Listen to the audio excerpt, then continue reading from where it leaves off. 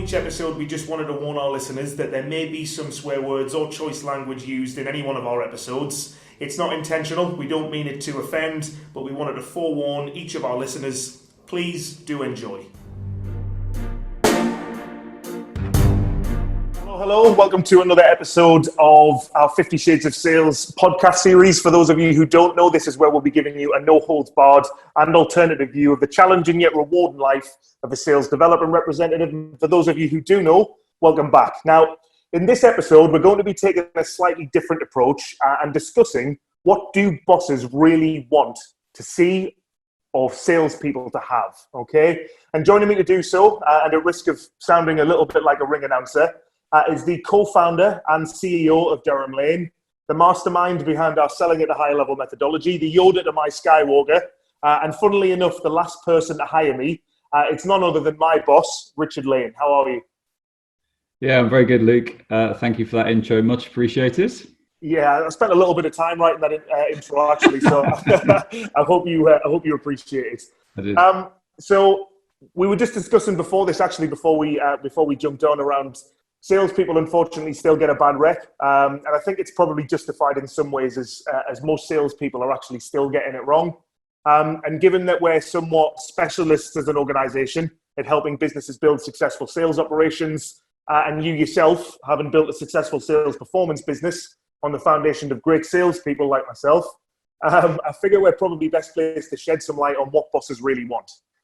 Yep. So I think the best place for us to start would be in the hiring process, and probably start and discussing the dreaded interview. And before we get into it as well, when was the last time you were interviewed for a job?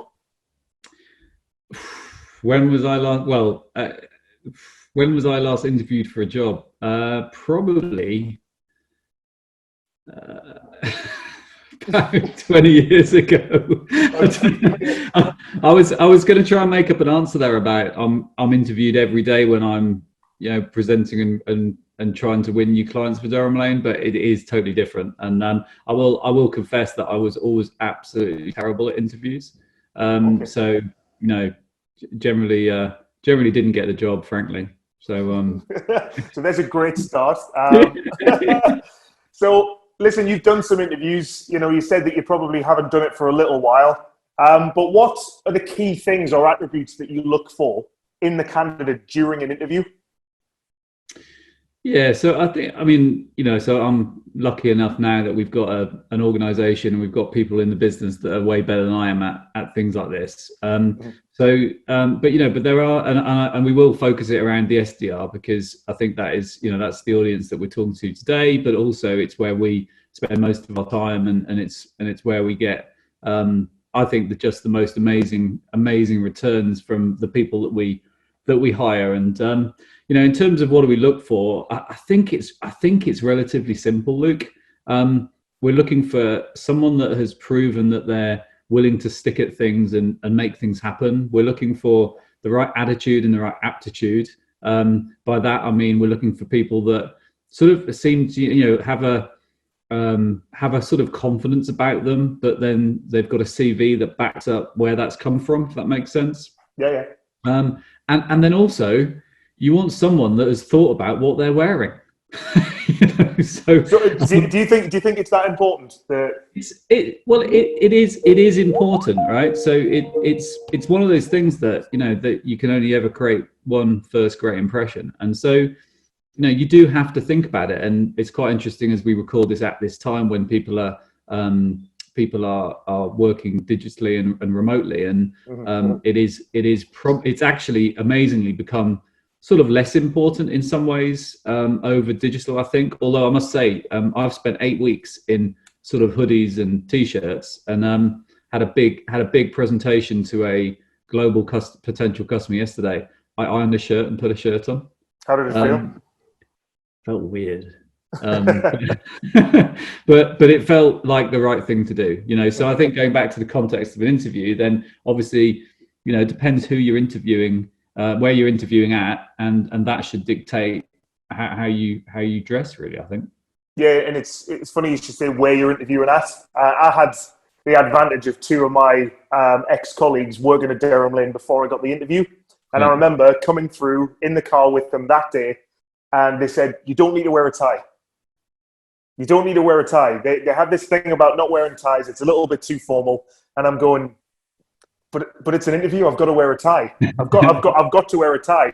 They said, honestly, you don't need to wear one. But I brought it in my inside pocket just in case. I mean, I don't know what I was going to do, put it on midway through the interview if you said, where's your tie? But no, I'm just wondering, because I think a lot of people do place emphasis on that. And years and years of not being in interviews, you see the ones who've really made an effort come into our office as well. So, when somebody turns up in a suit, it gives you an instant impact.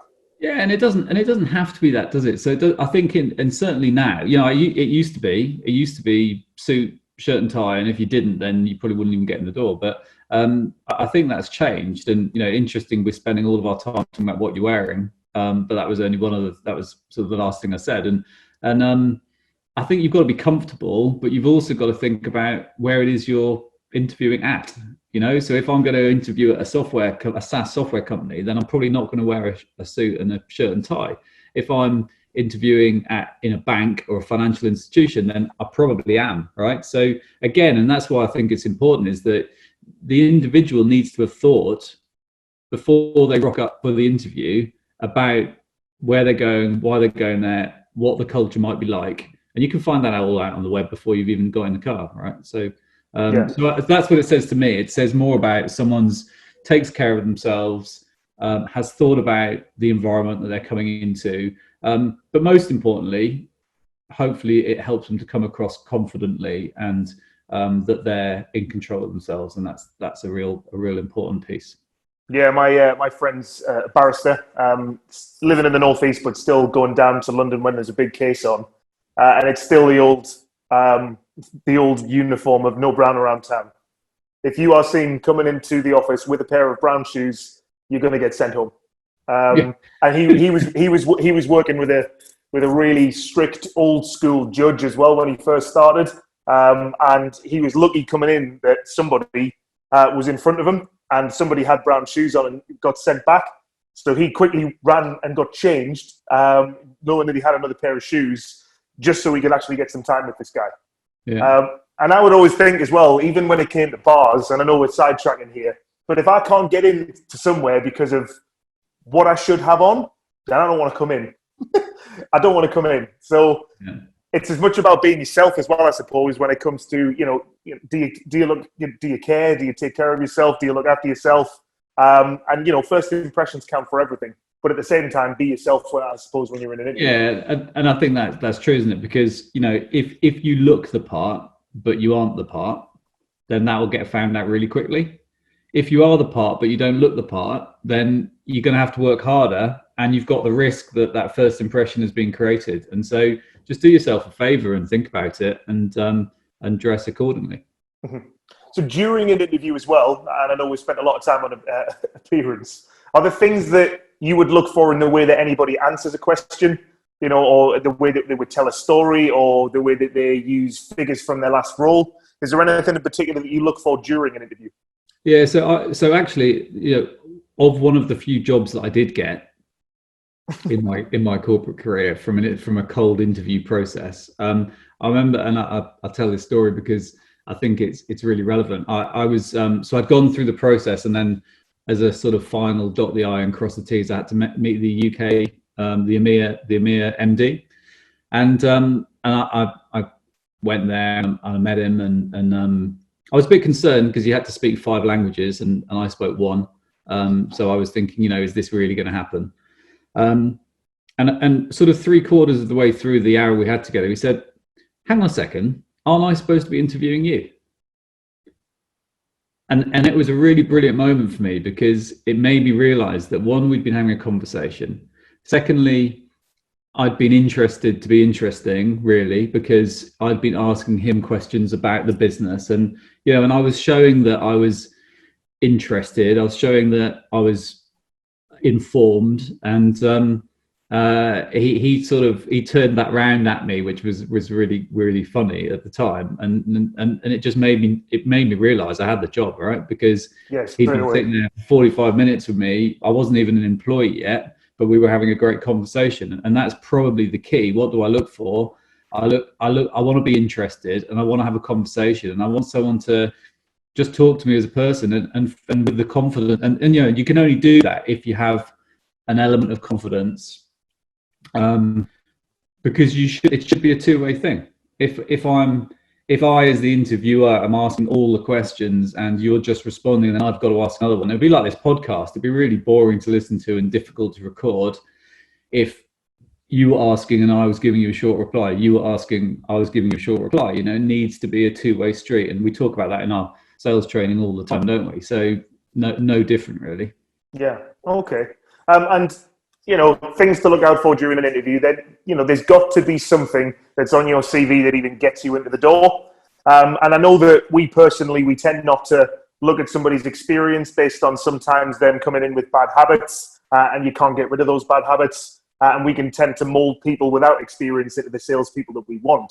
But I just wonder how important experience is, and then where does gravitas and ambition then start to tip the scale towards, well, actually, they don't have experience, but I like them as a person. Yeah, so back to that interview I had all those years ago with Kevin Young, and he said, have you got any questions? I said, well, I only speak English, and I speak a tiny bit of French, but I wouldn't put myself in front of anyone that could speak French properly. You want 5 languages? What's the deal? And he went, don't worry, you've got gravitas. Yeah. And I was like, oh, okay, great. And so, part of it is where Google's gravitas. Yeah, and you get gravitas through experience, right? So it's very hard if you're just out of uni. It's very difficult to just have gravitas. However, it's a sort of inner confidence that creates that gravitas. And yes, that comes through experience, but it also comes from being empathetic. It comes from being interested in other people. It comes from being, having a level of articulation, which means you can be interesting and have an interesting conversation. I'm using the word interesting a lot, probably because for me, it's probably one of the most important traits of a sales professional, is that you've got to be interested in other people. And this is probably back to, our age old thing of, why does sales have the reputation it does? Well, most people traditionally probably that have earned that reputation have just been interested in themselves and spend their whole time talking about themselves and their products and solutions. Yeah. Okay. And you say people coming out of university. I'm noticing more and more in the people that we're hiring the difference in the people that we're getting as well. There's one particular individual, I won't mention his name because his head won't be able to fit through the door when we're allowed back in the office. But he's just got it, and I can hear it in telephone calls, and he's controlling telephone calls with 2 people on them, and he's using the little experience that he's had working for other some of our clients, but almost pitching those as, in my previous role, and he just talks the talk, he walks the walk, you can hear it in his voice. And it's probably one of the biggest reasons that he got the job within Durham Lane, because he controls conversations way ahead of his years. Yeah. Sorry, go ahead. Well, no, I was going to say that, I think one of the things that I'm most proud of is the fact that we help people to become like that. Now I think you've got to be a little bit careful, because I know who you're talking about, and they have a uniqueness. They're sort of the 1 in 25 that just do that naturally. However, I think everybody can achieve that. And that's through learning, it's through development, but also it's through practicing your craft and learning how to be that type of inquisitive investigator, and someone that can control a meeting. And for most people, it doesn't just happen, and this is part of, again, the challenge with the world of sales traditionally, is that it's just this dark art that you can either do or you can't. Well, everyone can. It's just a process, and it's just a way of, you need to practice and understand how you manage a meeting just as much as how you work the room at a party that you're at the weekend. There's no different, really. But he's got that innate ability just to do it off the bat, and he's become even better through hopefully being around, Durham Laners and our process and stuff. But he's got all the magic. Yeah, and he's leading by example as well, which is great. And I just wonder how much, if people have the ability to be able to do that, and you watch that person and you want to be like that person, I wonder how much that helps in, one, getting you noticed, but two, also getting you hired. If you can see, can you usually see things like that in people when you first speak to them in interviews? Yeah, and it does to a degree, and I think that's why part of what we do for an interview process is we bring people in for a few hours and they sit side by side, and that's a really good way, because an interview, I always think with an interview, it is absolutely a two-way sales street. When we're interviewing someone to join us, it's because we need staff, so we're selling to them about how great we are, and they're sitting on the other side of the table thinking, I want this job, so I'm selling myself to you. So there's always going to be elements of sugar-coatedness on both sides. So if you can then put people into a live situation, I think you find the real them out more quickly. I don't think you get the real because there's still going to be an element of I'm on show, but you get more of it than you do in an interview, in a classic interview approach, which is why you have lots of different stages and why sometimes you ask people to present and that sort of thing, I think. Mm-hmm. And yeah, everyone's the best version of themselves. Whether it's actually themselves is another thing. But yeah, I do like the fact that they sit down and people can make a great impression. You often hear things as well inside. So, they're asking questions, they're getting they fit straight in. So, we talk about it being an unnatural place, and sometimes people aren't really themselves in interviews. Are there any, or what are the red flags or triggers that people need to be aware of to avoid hiring a bad egg, let's say? Yeah, so one thing, probably put politely, overconfidence. Yeah. Blah, blah, blah. Someone who just keeps talking, someone that almost doesn't hear your questions. You can smell it a mile off, right? So when someone comes in, and this is part of another big challenge with hiring salespeople, is generally they're quite good at selling themselves. And that's why some salespeople seem to, go around from role to role, moving just before they get kicked out and manage to land the next one, because that one thing that they are really good at is selling themselves. But you can, I tend to think you can sort of see it a mile off, and it's pitching, it's talking, it's not listening, and it's using 1,000 words where 10 would do. Yeah. And even in the training room, you have people like that who instantly stand out, speak up, say something. It's a little bit of a passive-aggressive comment, and you think, "Oh, hello, you're threatened," and then all of a sudden, you can see it all falling apart. I'm performing, I'm doing this, I'm doing that. Well, actually, if we look at your process, you're absolutely useless. And I do think that when people keep telling us how good they are, then there's got to be a reason why you keep telling us how good you are, or whatever it might be. So, because generally you don't think you are, so you're in the process of persuading yourself as much as anything. So, yeah, those are to look at. I think the other thing, just thinking about that interview process, and it's probably when you meet anyone, not just an interview, but fidgeting. Just can't keep your hands still, or when we train people on networking, we always say never have a pen that's got a clicker on the top of it, because when you're nervous, you sit there, click, click, click, click, click. Exactly.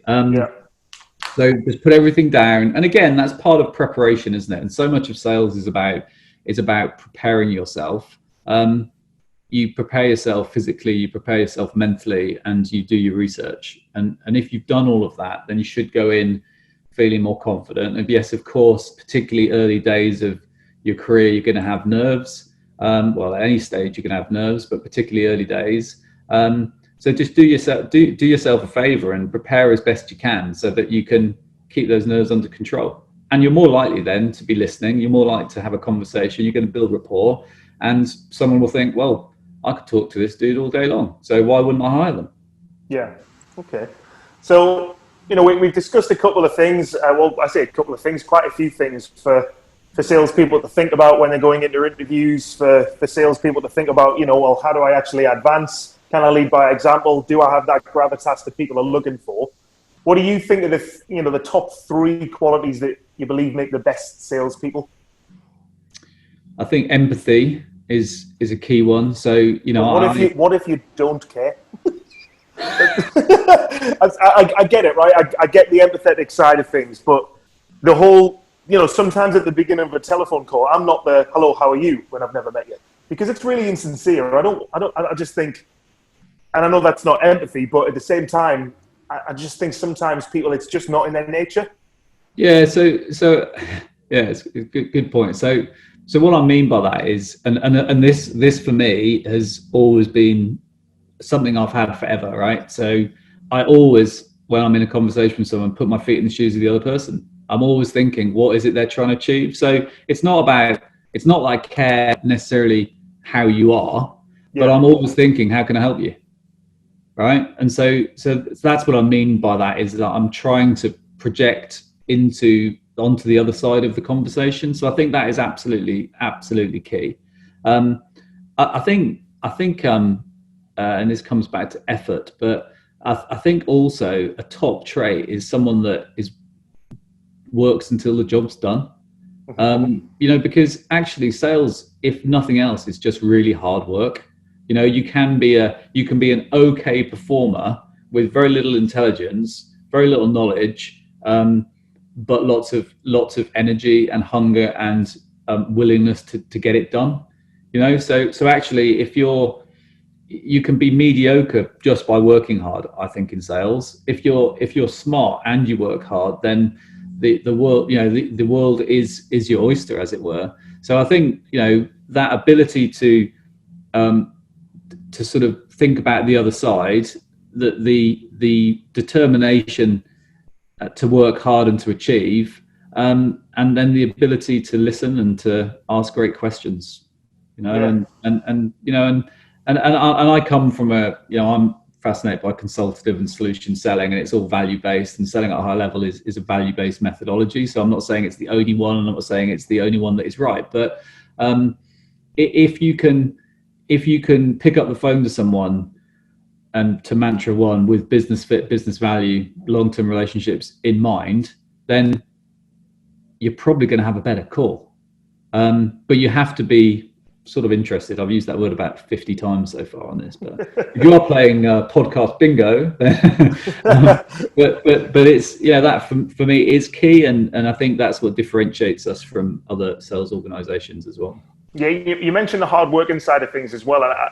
We have a couple of very different types of salespeople, some on the new business team, some on our DGS function as well. And I've just come to notice this more and more since I've been more internally involved during the whole COVID experience. And, lots of salespeople's lives are driven by their KPIs and their output every single day. Yet sometimes the results don't actually match the output.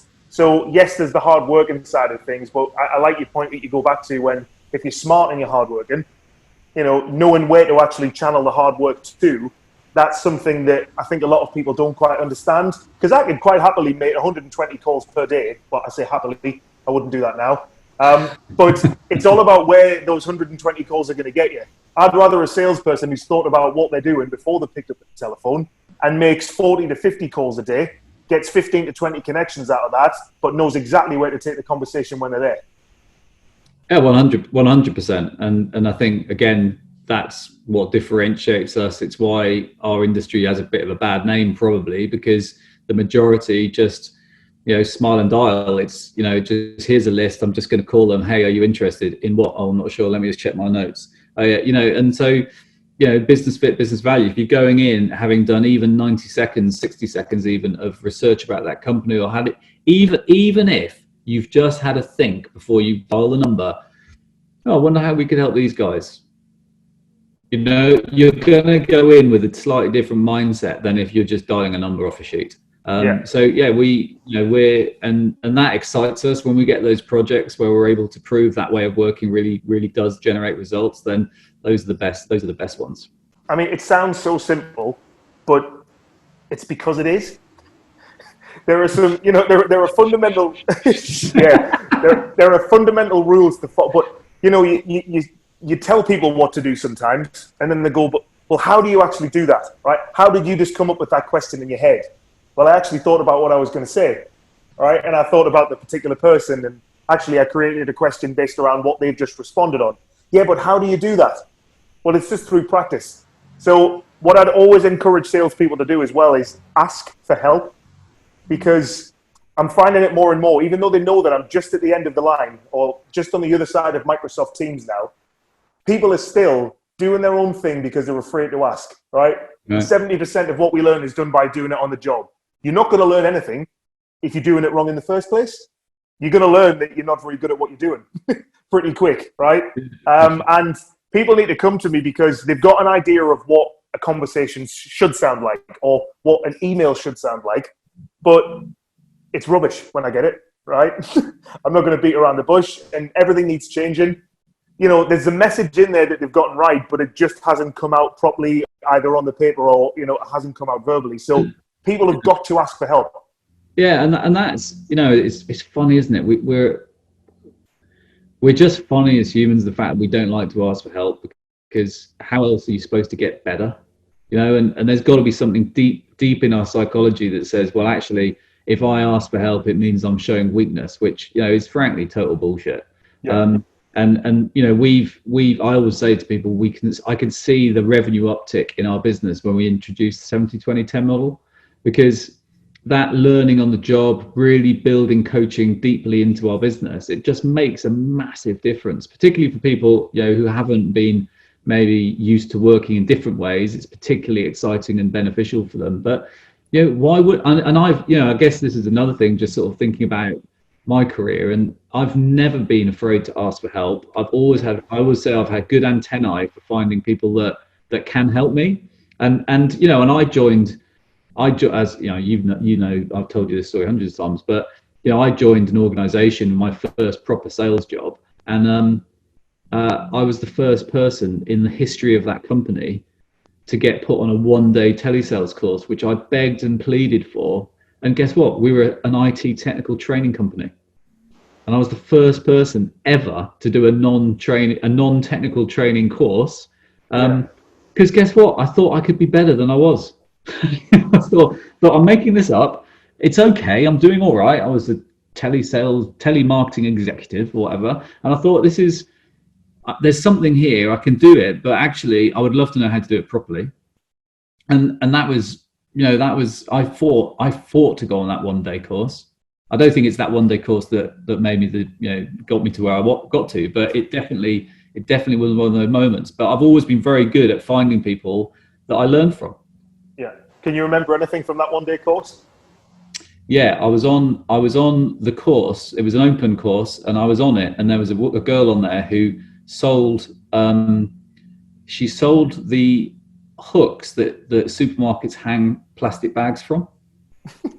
There really is. There's a career in anything, isn't there? And I thought, I have never thought about the fact that someone sells those. Yeah. This was way back when, but you know, actually behind everything there is a salesperson.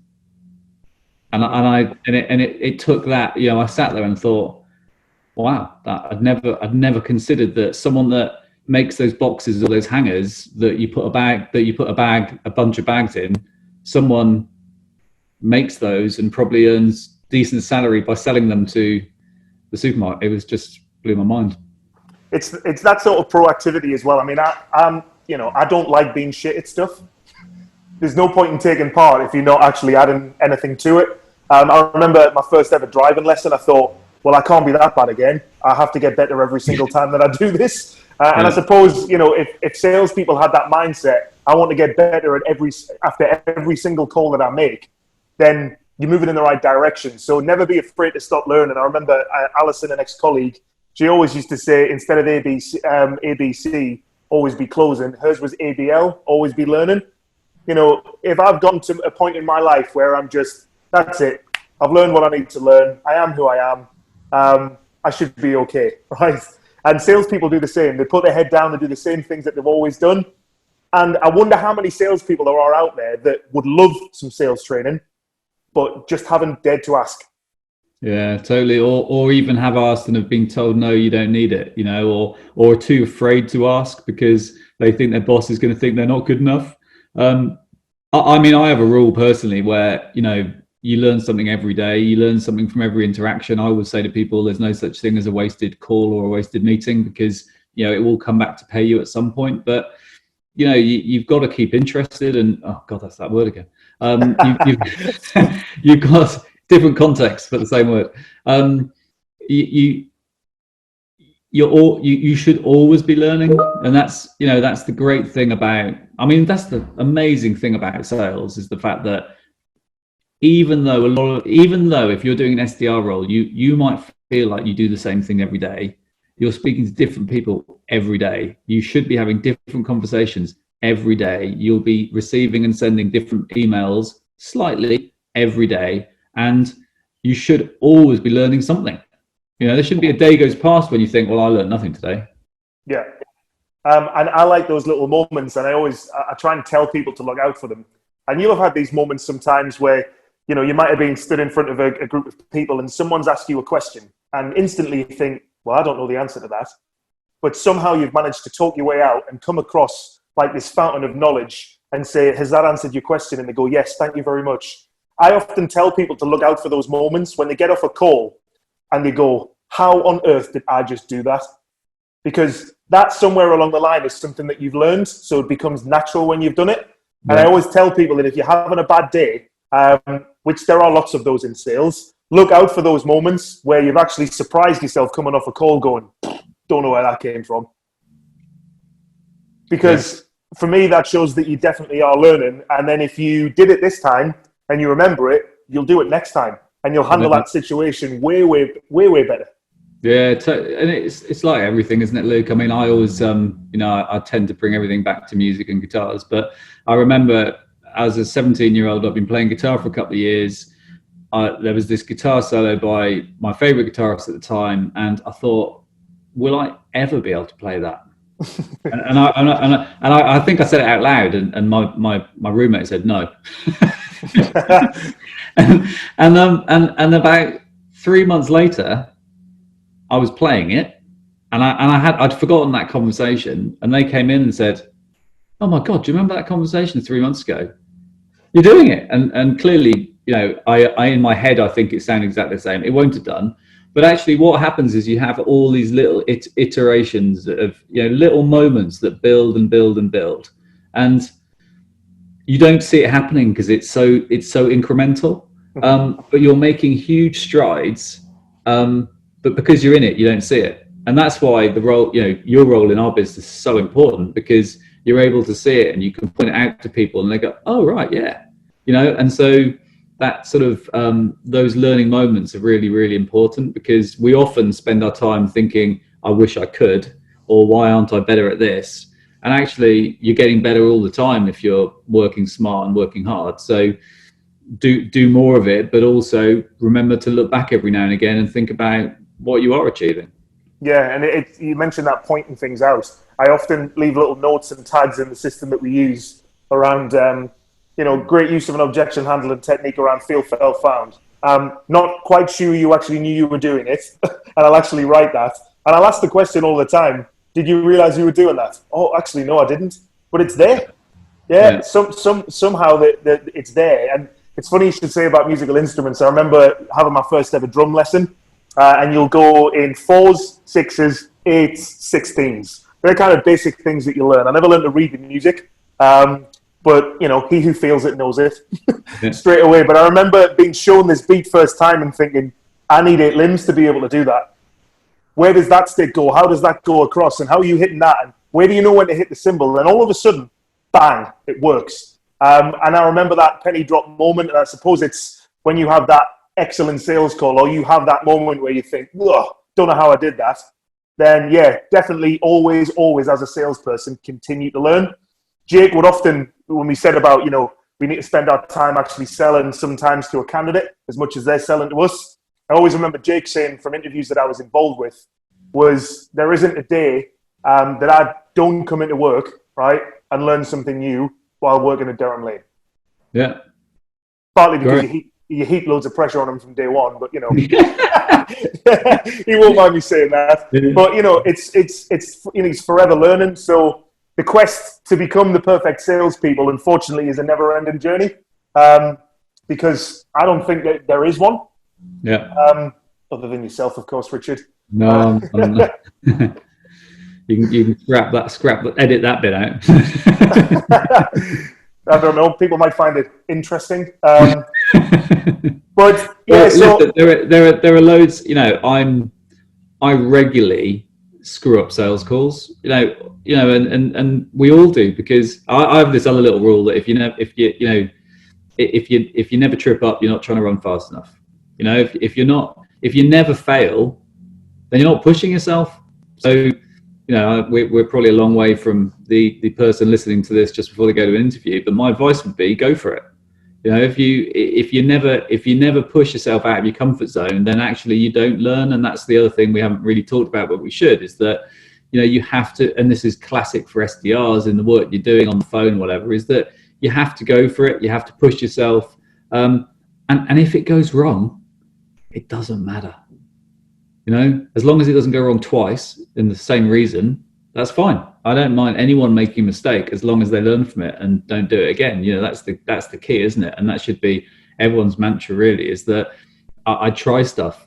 Mm-hmm. And again, if you're watching a play or you're listening to some music, there will be notes in there that weren't deliberate, or words that maybe were said in the wrong order, but you don't know because you haven't read the script a million times, and so you don't know what it actually absolutely should be. And so a lot of the mistakes that we hear ourselves make, no one else ever hears. Yeah. So I think to probably summarize that there isn't the perfect salesperson.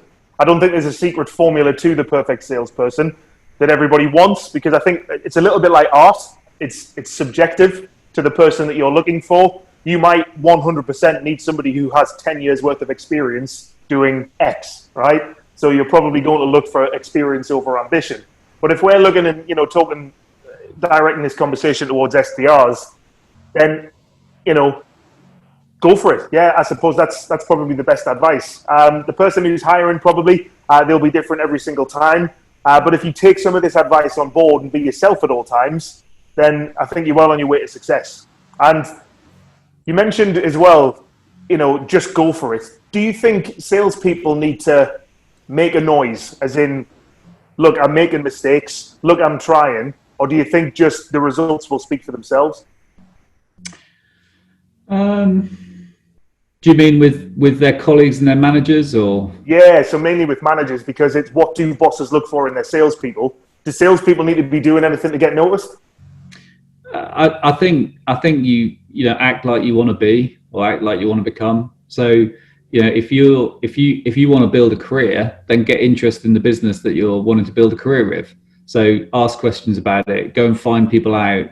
Don't worry about seniority, because people are people. And again, that's another thing that I think I've just had very naturally, is that I don't care who anyone is. If they're of interest and I think there's an opportunity or a conversation, then I'll go and speak with them. I don't have that hierarchy issue that some people have. And that's always been very beneficial to me. So make a noise. I don't think you need to go out and say, hey, look at the amazing stuff I've done. But I think if you're, again, thinking about what's your part to play in the business, how can you help with this account, what else could I be doing?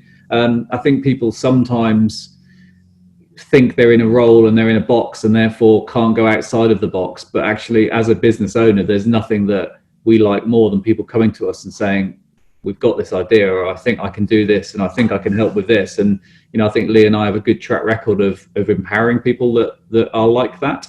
Yeah.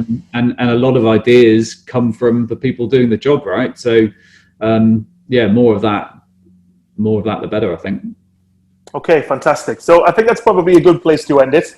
And thank you for joining us. It's been a long time coming. Other than having just other colleagues and other SDRs on, I thought now's the time to actually bring in somebody who's a little bit more senior, bring a different perspective to things. So hopefully, we've covered some good ground today. And watch out for more of this, because the next part, I think I'll try and get the Durham part of Durham Lane on and see what he's got to say. Yeah, excellent. Well, look, I love it, and thank you so much. I'm a massive fan of this series, and as a massive fan, being now part of it makes me feel very, very, very special. So thank you. Okay, brilliant. So we've got more coming next week. We're in the process of recording more, so they will be coming at you thick and fast. So stay tuned.